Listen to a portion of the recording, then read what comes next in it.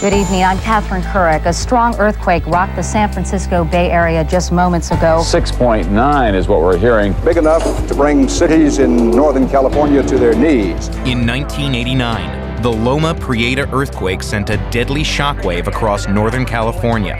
And from the earthquake's opening jolt, which came during a live broadcast of the World Series, to coverage of the grisly aftermath, Loma Prieta became a national television event. And this was the most watched earthquake and probably one of the most watched natural disasters in American history. The earthquake left 63 people dead, caused as much as $10 billion in damage, and touched off a national conversation about seismic readiness, and not just for California. And of course, California is not the only state subject to earthquakes. Take a look at this map of the United States and the earthquake zones. The San Francisco quake demonstrates that you can never prepare enough. But a quarter century later, how much preparing really happened after the panic died down? This was a wake-up call, but I think a lot of people have gone back to sleep.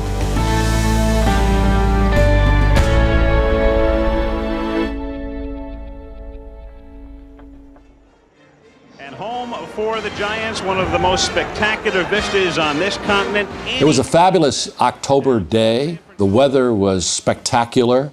The whole city was excited. The Battle of the Bay continues. Just after 5 p.m. on October 17, 1989, baseball fans across the country tuned in to see the San Francisco Giants face the Oakland A's in a broadcast that would soon go down in television history. The Oakland A's take. Tell you what, we're having an earthquake. We were just driving into the parking lot at Candlestick Park when we felt the earthquake. There was a state of confusion. All of a sudden it hit. I didn't know where I was for 5 seconds. I still feel like throwing up right now. The game will be postponed. We ask that you leave in an orderly fashion. Police officers came to me and said, Mr. Mayor, we've got to take you to the command post downtown because the Bay Bridge has fallen in. There on television were scenes from helicopters showing the upper deck had fallen into the lower deck. The shaking registered a magnitude 6.9, the biggest quake the Bay Area had seen since the Great San Francisco earthquake of 1906. Shut off the gas, shut off electricity, store water. Coverage of the Bay Bridge collapse, fires in San Francisco's Marina District, and a collapsed viaduct along Oakland's 880 freeway dominated newscasts for days. Out of the 63 people killed in the quake, 42 died after the elevated section of roadway fell down.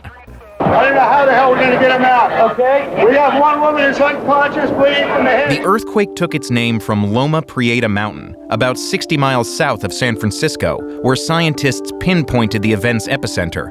Nearby towns in Santa Cruz County saw 16,000 homes and businesses damaged or destroyed in the quake, far more than in San Francisco. Most of the people who died in older buildings. As the full extent of the damage became clear, coverage soon turned to how to fortify structures against future quakes. Officials can only hope to reinforce the ones still standing and rebuild the ones destroyed with stricter standards before another major earthquake hits. And this question keeps coming up after every earthquake. We have a huge inventory of these old buildings that we're trying to strengthen.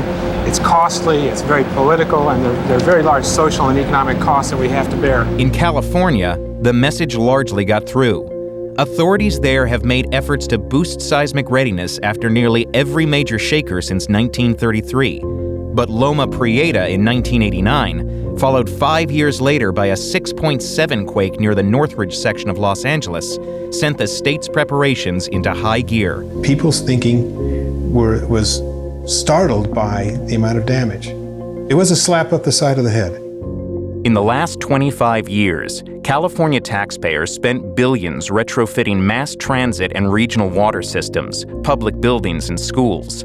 In one of the largest undertakings of its kind, transit authorities retrofitted or replaced more than 2,000 bridges statewide, from obscure highway overpasses to the new Oakland Bay Bridge. Despite delays and construction missteps, the bridge now stands as one of the busiest toll crossings in America. It's unprecedented. The cost of the bridge behind my shoulder is a little over $6 billion. The cost of retrofitting or replacing all the toll bridges in our region for earthquake safety was about $9 billion. If you want to throw in those 2,000 highway bridges, you're probably throwing in another couple billion on top of that. California has made the largest financial commitment to earthquake risk reduction in the country. Yet coverage of Loma Prieta and later quakes sounded an alarm for fault zones far beyond California. It's easy to forget that other parts of this country face an earthquake threat. Only the upper Midwest seems to be free of them. Oregon and Washington in particular have the potential for even larger earthquakes than does California. Oregon formed its own statewide seismic safety commission specifically in response to the 1989 quake. One of its members, Jay Wilson, felt the shock personally. He was a college student in San Francisco when Loma Prieta struck. The earthquake really framed things and gave me a sense of purpose. It became my career path. He's since found work as a hazard mitigation specialist in Portland, where he preaches the gospel of preparedness full-time. It is evangelical in a way. It's a righteous truth when you're talking about earthquake safety to people, you know. Since the mid-1980s, scientists in the Pacific Northwest have uncovered evidence that every 3 centuries or so, the region gets rocked by earthquakes registering between magnitude 8 and 9. The last one occurred more than 300 years ago. So we're already skating on thin ice. And when we dug into it a little further, we found out the actual repeat time is more like 240 years for any of these earthquakes. So we're out past the edge of the thin ice. Goldfinger's research teams look for evidence of past earthquakes in underwater sediments, which can reveal patterns of tectonic shifts. The record shows more than 40 great earthquakes have struck the region in the last 10,000 years. It's not like we're predicting some far-flung thing like getting hit by an asteroid.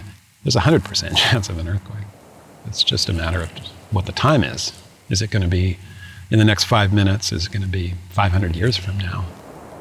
His studies forecast a 40% chance that Oregon will see an offshore quake of magnitude 8 or greater in the next 50 years.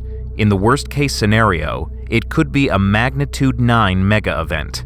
After a similar quake struck Japan in 2011, Oregon's Seismic Safety Commission published a report on how well the state would handle such an earthquake if no further preparations are made. The findings were grim. As many as 10,000 people dead in a tsunami, some essential services knocked out for years, economic impacts felt for a generation. We have a computer program that estimated $30 billion worth of damage. I think that's crazy low. In recent years, Oregon disaster readiness experts have begun advocating for greater tsunami preparation and better building codes. But in a region where earthquake readiness wasn't even mentioned in most statewide codes until the 1970s, thousands of unreinforced buildings, bridges, and utilities remain dangerously vulnerable. The bridge that we're looking at here was built in 1931. It is highly likely to be at least unusable after a big earthquake and possibly a pile of wreckage in the river. Basically, what we're saying is that 80% of everything in Oregon needs to be fixed. So the real key is to get those processes in place and then hope we have 50 years. With such a hazard on the horizon, why aren't fault zones like Oregon doing more? What is it about an earthquake that makes it so hard to convince people to prepare? You finally asked the million-dollar question. Dennis Milletti is a sociologist who has spent his career studying disaster readiness. Human beings are wired to believe that they live on a safe planet. We're wired to ignore high-consequence, low-probability events. The truth is, as scientists know, it's not a safe planet.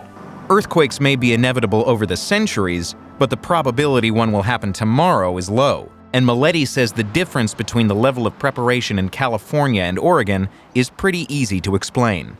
The number one motivator to get the public in general to prepare for high consequence, low probability events is to go through one. And the public in Oregon is no different than the public anywhere. They don't perceive there's a tsunami risk or that there's an earthquake risk. Why? They haven't personally experienced it. And even when they have, Milletti says the effect can be fleeting. It lasts about 2 years, and then the public interest goes back to where it was before the event occurred. Just last month, tremors in Los Angeles put seismic readiness back in the news. Unsettling rumbles this afternoon, shattering nerves in Southern California. It wasn't the big one, but it was big enough. Authorities say it should be a warning for people to be prepared. Even in America's most earthquake-ready state, large gaps in preparedness remain. Preparedness in California is as good as it gets, which doesn't mean it's adequate. With no statewide rules about retrofitting seismically vulnerable homes, hundreds of thousands of California buildings can still topple in major quakes. I don't think anybody's ready enough. A quarter century after the warning of 1989, the worry is shared by many who are paid to watch fault lines and wait for them to slip. It doesn't take much for me to get really anxious if I think about it too much. When it does happen, people are going to look up and go, who in the hell was working on this?